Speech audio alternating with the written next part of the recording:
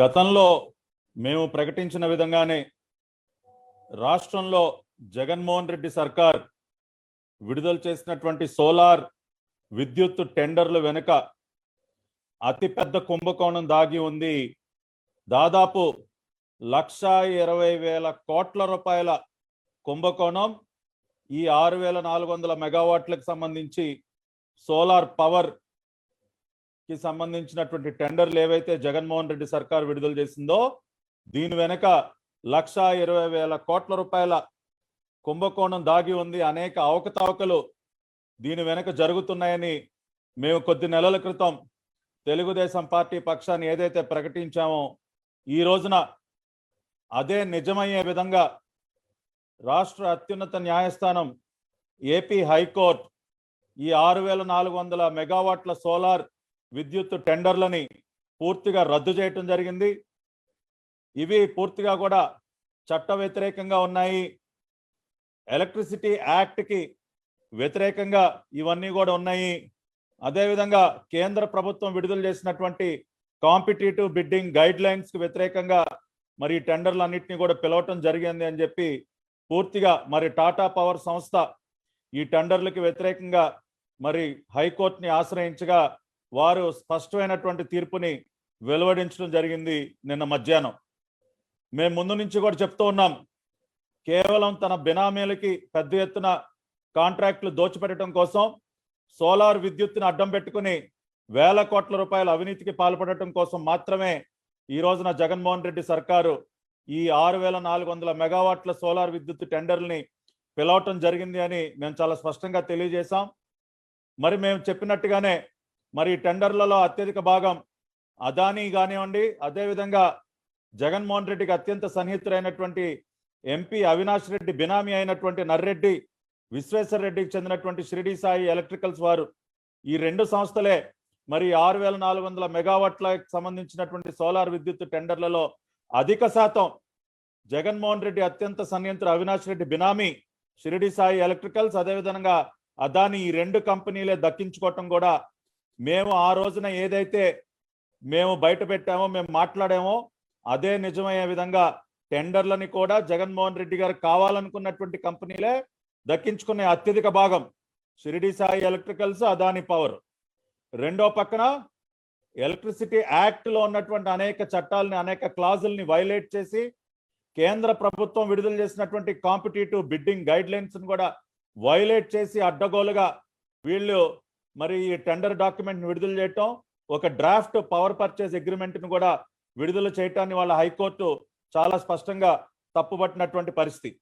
ఒకసారి వివరాల్లోకి వెళ్లే ముందు ఒకసారి కనుక మనం చూసినట్లయితే ఈ విద్యుత్ టెండర్లు మరి గతంలో 25 సంవత్సరాలు పవర్ పర్చేస్ అగ్రిమెంట్ చేయటమే చాలా పెద్ద నేరం ఘోరం అని మాట్లాడినటువంటి జగన్మోహన్ రెడ్డి ప్రభుత్వం ఈ రోజున 30 సంవత్సరాలకి పవర్ పర్చేస్ అగ్రిమెంట్లు చేసుకుంటోంది. అధికారంలోకి రాగానే అసలు ఈ సోలార్ పవరు విండ్ పవర్ అసలు అక్కర్లేదు, మొత్తం ఈ పవర్ పర్చేస్ అగ్రిమెంట్స్ అన్నింటినీ కూడా నేను రద్దు చేస్తాను, అసలు మనకి రెన్యూవబుల్ ఎనర్జీతోనే పని లేదు, ఇవాళ సోలార్ పవర్తో విండ్ పవర్తో అసలు అవసరమే లేదు, మనకి థర్మల్ పవర్ హైడల్ పవర్ సరిపోతుందని చెప్పి మాట్లాడినటువంటి జగన్మోహన్ రెడ్డి ఆయన యొక్క సలహాదారులు అజయ్ కల్లాం గారు లాంటి సలహాదారులు ఈ రోజున ఏమి సమాధానం చెప్తారని మేము గతంలోనే ప్రశ్నించాం. మీరు అక్కర్లేదు అని చెప్పినటువంటి మీరే మళ్ళీ మీరు ఎందుకు 6,400 మెగావాట్లు అంటే మొత్తంగా కలిపి 10,000 మెగావాట్లు ఫేజ్ 1లో 6,400 మెగావాట్లు సోలార్ పవర్కి ఎందుకు టెండర్లు పిలుస్తున్నారంటే సమాధానం లేదు. 25 సంవత్సరాలు పీపీఏ చేసుకోవటమే పెద్ద నేరం అని మాట్లాడినటువంటి మీరు ఈ రోజున జీవోల మీద జీవోలు మార్చి 3 జీవోలు మార్చి ముందుగానేమో GO number 18 dated 15th June 2020 ఒక జీవో ఇస్తారు. ఆ తర్వాత జీవో నెంబర్ 19 డేటెడ్ జూలై 17 ఇంకొక జీవో ఇస్తారు మార్పులు చేర్పులు చేసి. మళ్ళీ జీవో నెంబర్ 25 7-11 సెప్టెంబర్ 7, 2020 ఇంకొక జీవో ఇస్తారు నవంబర్ 7/11/2020. ఈ రకంగా జీవోల మీద జీవోలు ఇచ్చి 3 జీవోలు ఇచ్చి అనేక కండిషన్స్ మార్చి 25 సంవత్సరాల కాల వ్యవధిని 30 సంవత్సరాలకు మార్చి ఇవాళ మీరు అడ్డగోలుగా మీరు పీపీఎల్ మీరు ఈ టెండర్లు విడుదల చేసి ఇవాళ మీరు ఏమి సమాధానం చెప్తారా జగన్మోహన్ రెడ్డి? దీని వెనక మళ్ళీ భారీ కుంభకోణం. ఇవాళ ఈ సోలార్ ఈ 6,400 మెగావాట్లు దీనికి మళ్ళీ గ్రీన్ షో ఆప్షన్ కంపెనీలు 50% ప్రొడక్షన్ వారికి వారే పెంచుకునే ఆప్షన్ కూడా ఇచ్చేశారు. ఆ రకంగా పెంచుకొని ప్రొడక్షన్ చేస్తే ప్రతి సంవత్సరం కూడా 4050 కోట్ల రూపాయల బిల్లింగ్ ఈ కంపెనీకి ఎంతండి దోచిపెట్టేది? 4050 కోట్లు. 30 సంవత్సరాలకి లెక్కేస్తే 1,20,000 కోట్లు. దీనిని కాదనగల ధైర్యం ఈ జగన్మోహన్ రెడ్డి సర్కార్కు ఉందా అని నేను సవాల్ చేస్తా ఉన్నా. ఇది 1,20,000 కోట్ల కుంభకోణం కాదు అని మీరు ప్రూవ్ చేసే ధైర్యం మీకుందా? ఇవాళ ఆంధ్రప్రదేశ్ ఒక విద్యుత్ మిగులు రాష్ట్రం, ఒక పవర్ సర్ప్లస్ స్టేట్.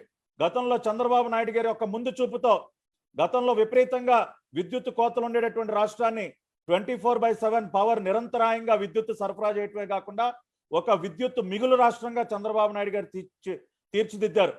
ఆయన ఒక ముందు చూపుతో గతంలోనే మరి థర్మల్ కానీ, హైడల్ కానీ, విండ్ కానీ, సోలార్ కానీ ఇటువంటి అనేక రకాలైనటువంటి పవర్ సోర్సెస్ ని పెంచి ఆ రకంగా ఒక విద్యుత్ మిగులు రాష్ట్రంగా తీర్చిదిద్దితే అధికారంలోకి రాగానే అసలు సోలారు, విండ్ పవర్ అక్కర్లేదని మాట్లాడినటువంటి మీరు గత ప్రభుత్వం చేసుకున్నటువంటి అన్ని పీపీఎల్ని రద్దు చేస్తామని ముందుకెళ్తే హైకోర్టుతో మొట్టికాయలు తిన్నటువంటి మీరు ఇవాళ వరల్డ్ ఎకనామిక్ ఫోరం దావోసులో అంతర్జాతీయంగా మన దేశ పరువు తీశారు విద్యుత్తో పీపీఎల్ రద్దు చేస్తామని ప్రకటించి.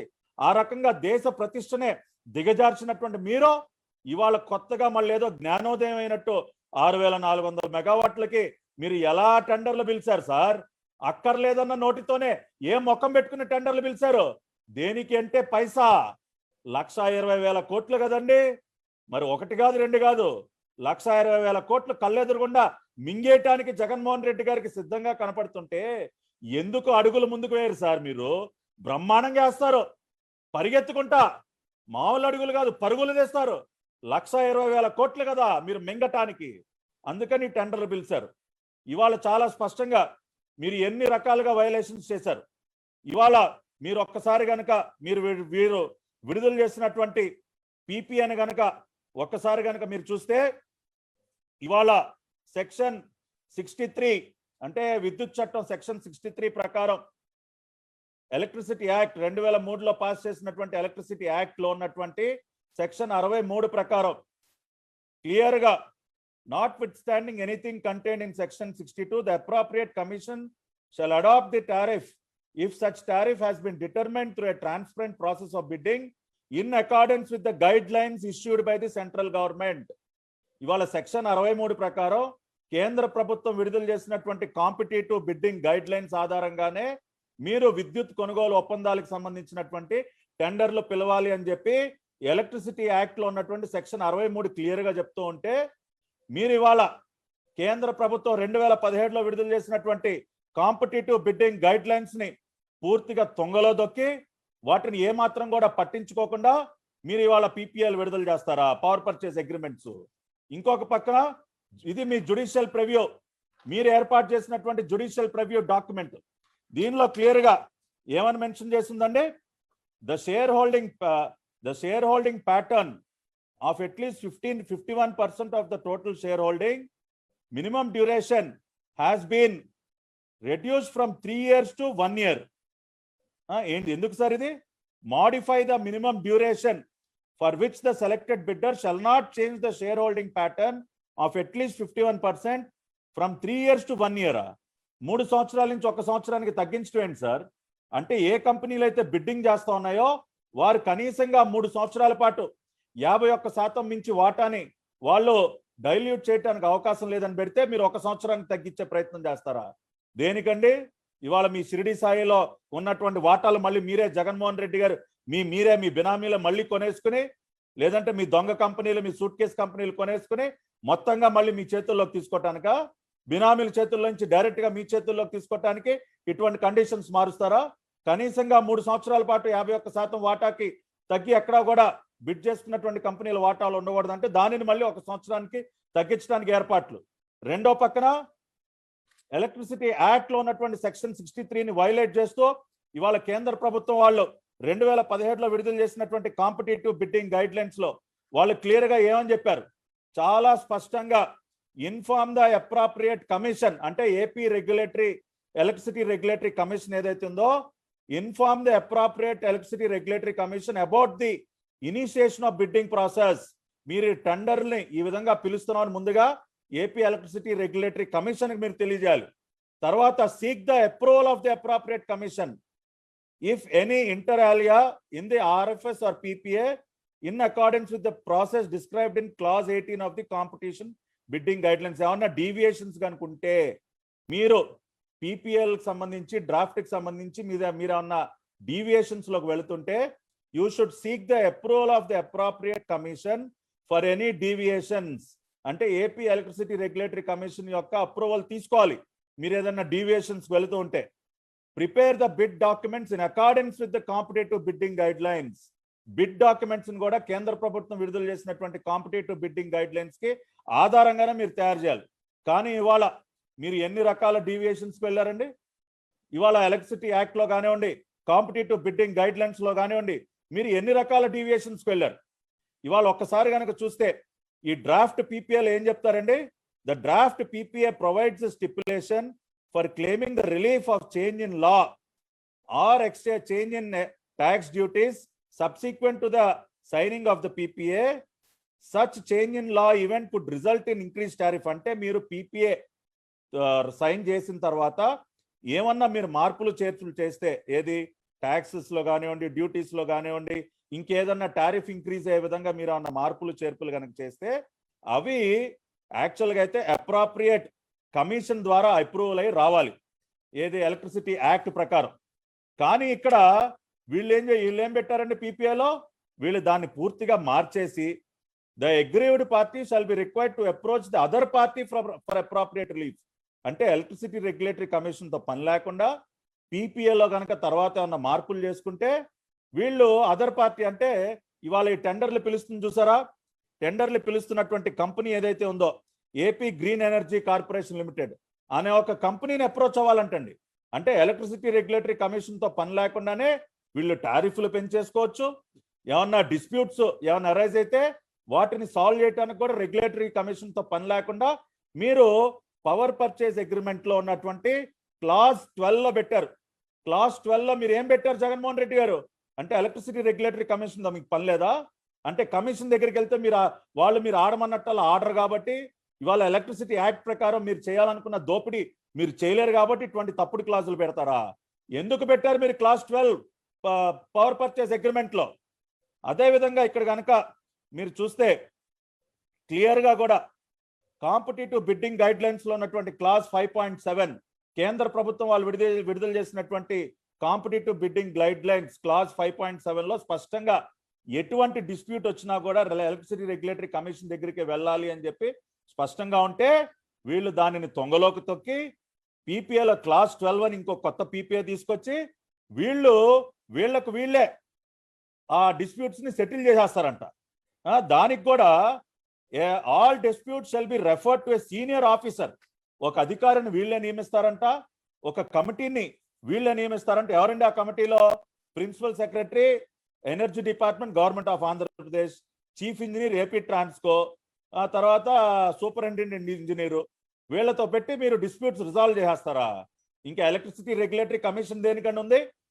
ఇవాళ మీరు మీ పీపీఏలో క్లాస్ 16.3.1లో మీరు ఈ కమిటీని ఏర్పాటు చేశారా లేదా? ఎలక్ట్రిసిటీ కమిషన్ మీరు తొంగలో దొక్కి ఏ రకంగా మీరు ఈ కమిటీని పెడతారు? అంటే ఎలక్ట్రిసిటీ కమిషన్తో అవసరం లేదా ఈ రాష్ట్రానికి? మీకు మీరే ఒక 4 మీ రబ్బర్ స్టాంప్ అధికారులతో ఒక 4తో కమిటీ వేసేసి మీకు మీరే పీపీఏలో క్లాజులు డీవియేషన్స్ అన్ని మీకు మీరే చేసుకుంటారా? దీన్ని బట్టి రాష్ట్ర ప్రజలందరూ అర్థం చేసుకోండి ఏ రకంగా చట్ట విరుద్ధంగా ఎలక్ట్రిసిటీ యాక్ట్ కు విరుద్ధంగా కేంద్ర ప్రభుత్వం వాళ్ళు విడుదల చేసినటువంటి కాంపిటేటివ్ బిడ్డింగ్ గైడ్ లైన్స్ కు విరుద్ధంగా ఇవాళ జగన్మోహన్ రెడ్డి సర్కార్ ఏ రకంగా దోపిడీకి తెగబడిందో, చట్ట విరుద్ధంగా ఇవాళ అనేక రకాలైనటువంటి వైలేషన్స్ ఏ విధంగా చేసిందో దయచేసి ఇవాళ మీరు అందరూ కూడా అర్థం చేసుకోవాలి.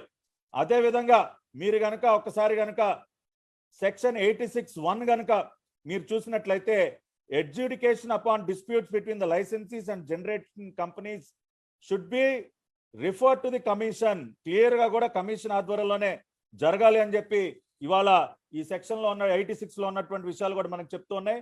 అదే విధంగా గతంలో సుప్రీంకోర్టు ఇచ్చినటువంటి తీర్పులు కూడా Gujarat Urja Vikas Nigam limited versus SR power supreme court తీర్పులో కూడా స్పష్టంగా ఎలక్ట్రిసిటీ కమిషన్ సుప్రీం అని చెప్పి సుప్రీంకోర్టు తీర్పులు కూడా చెప్పడం జరిగింది. ఈ విధంగా అనేక రకాలుగా చట్టాలని ఉల్లంఘించింది జగన్మోహన్ రెడ్డి సర్కార్. ఎలక్ట్రిసిటీ యాక్ట్ ను ఉల్లంఘించింది, కాంపిటేటివ్ బిడ్డింగ్ గైడ్ లైన్స్ ను ఉల్లంఘించింది. ఇంకొక రకంగా చూసినట్లయితే అసలు ఈ కంపెనీ ఏదైతే ఉందో ఆంధ్రప్రదేశ్ గ్రీన్ ఎనర్జీ కార్పొరేషన్ అనే కంపెనీకి అసలు ఈ టెండర్లు పిలిచే అర్హత లేదు అని కూడా మనకి ఇవాళ తెలుస్తోంది.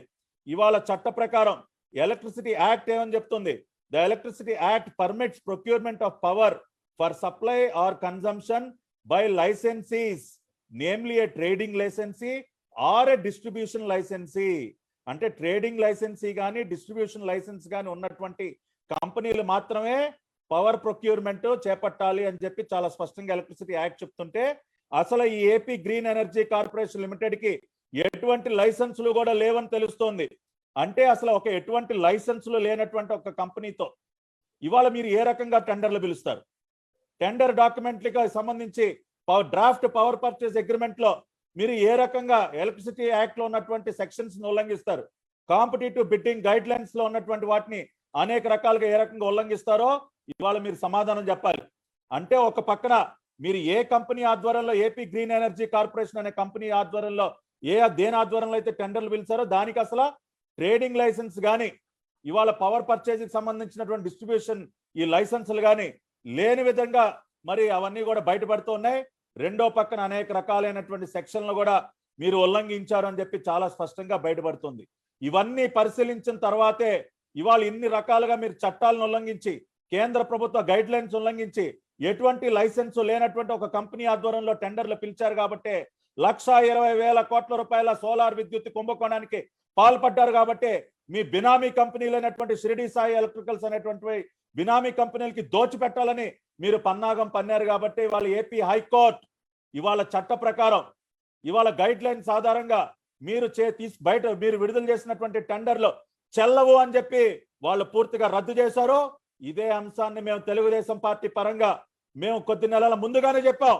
This is a big scam. Jaganmohan Reddy ఒక భారీ సోలార్ కుంభకోణానికి తెరలేపాడని మేము ఏదైతే బల్లగుద్ది చెప్పామో ఇవాళ అదే నిజమైంది. హైకోర్టు కూడా మీరు విడుదల చేసినటువంటి టెండర్లన్నింటినీ కూడా రద్దు చేయటం జరిగింది. జగన్మోహన్ రెడ్డి గారు ఇవాళ మీరు మింగాలనుకున్నటువంటి 1,20,000 కోట్లకి బ్రేక్ పడింది. ఇవాళ మీరు ఏమి సమాధానం చెప్తారు? ఏమి బాలినేని శ్రీనివాసరెడ్డి ముఖం చల్లట్లేదా మీడియా ముందుకు రావటానికి? మీ అజయ్ కల్లాంకి, మీ నాగులపల్లి శ్రీకాంత్ కి, మీ రబ్బర్ స్టాంప్ అధికారులకి ముఖం చల్లట్లేదా మీడియా ముందుకు రావటానికి? నిన్న మధ్యాహ్నం తీర్పు వెలువడితే ఇప్పటి వరకు మీరు ఎందుకు నోరు విప్పి సమాధానం చెప్పట్లేదు? ఇవాళ మీ మంత్రికి దమ్ము లేదా అని అడుగుతున్నా. మీ బాలినేనికి, మీ అజయ్ కల్లాంకి, మీ సజ్జల రామకృష్ణారెడ్డికి మీడియా ముందుకు వచ్చి సమాధానం చెప్పే ధైర్యం లేదా అని నేను అడుగుతా ఉన్నా. ఇవాళ ఇన్ని రకాలుగా ఎలక్ట్రిసిటీ యాక్ట్ ని వైలేట్ చేశారు కాబట్టి, ఇవాళ ఇన్ని డీవియేషన్స్ మీరు చేశారు కాబట్టి, కాంపిటేటివ్ బిడ్డింగ్ గైడ్ లైన్స్ వ్యతిరేకంగా మీరు టెండర్లు పిలిచారు కాబట్టి ఇవాళ దేశవ్యాప్తంగా లోయెస్ట్ సోలార్ పవర్ రేటు ₹1.90. ఇవాళ మీరు ఎంతకంటే మొన్న ఫైనలైజ్ చేసింది ₹2.47 నుంచి ₹2.49. ఇవాళ దేశంలో లోయెస్ట్ ₹1.90 ఉంటే మీరు ఎందుకు అదనంగా 60 పైసలు ఎక్స్ట్రా చెల్లిస్తా ఉన్నారు? ఈ రకంగా ₹2.50 చొప్పున మనం లెక్కిస్తే 1,20,000 కోట్ల రూపాయలు దోచిపెట్టడానికి మీరు పన్నారా లేదా? 25 సంవత్సరాల పీపీఏ కాల పరిమితిని 30 సంవత్సరాలకి పెంచారా లేదా?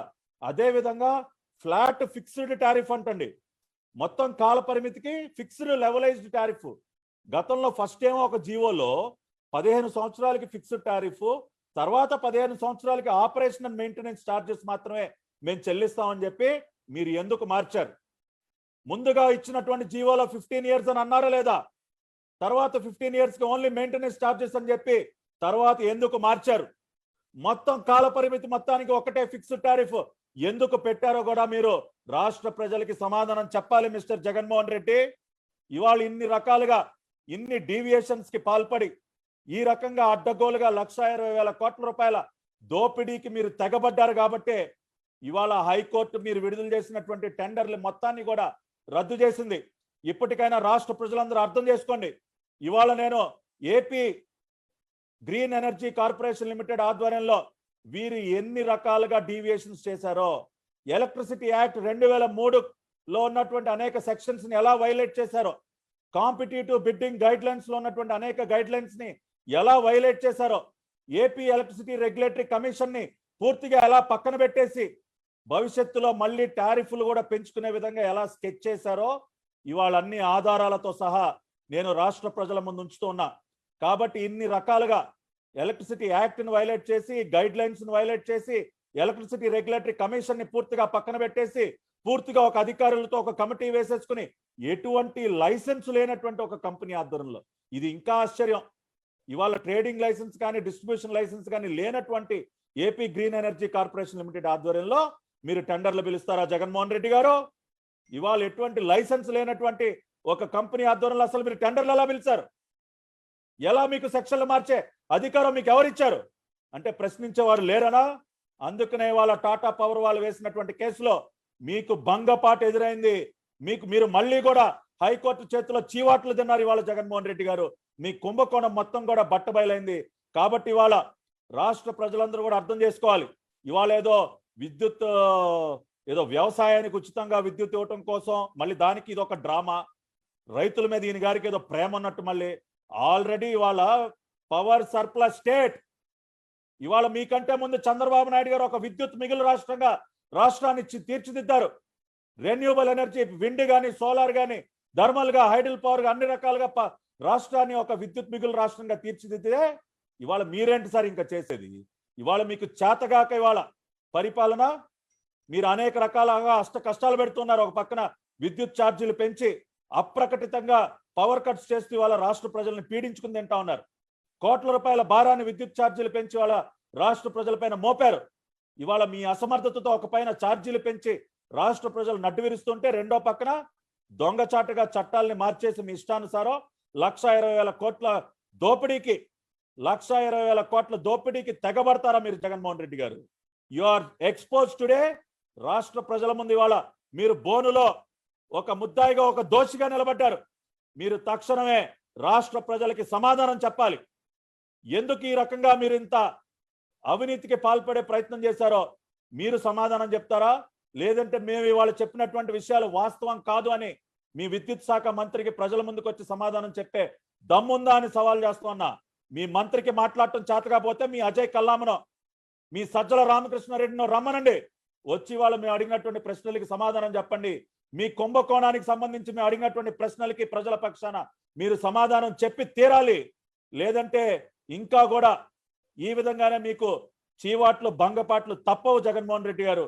కాబట్టి ఈ విషయాలన్నింటినీ కూడా రాష్ట్ర ప్రజలు ఒకసారి అర్థం చేసుకోవాలి.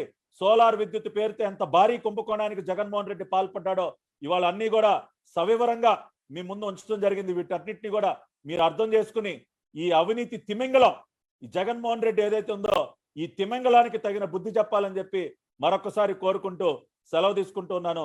నమస్కారం.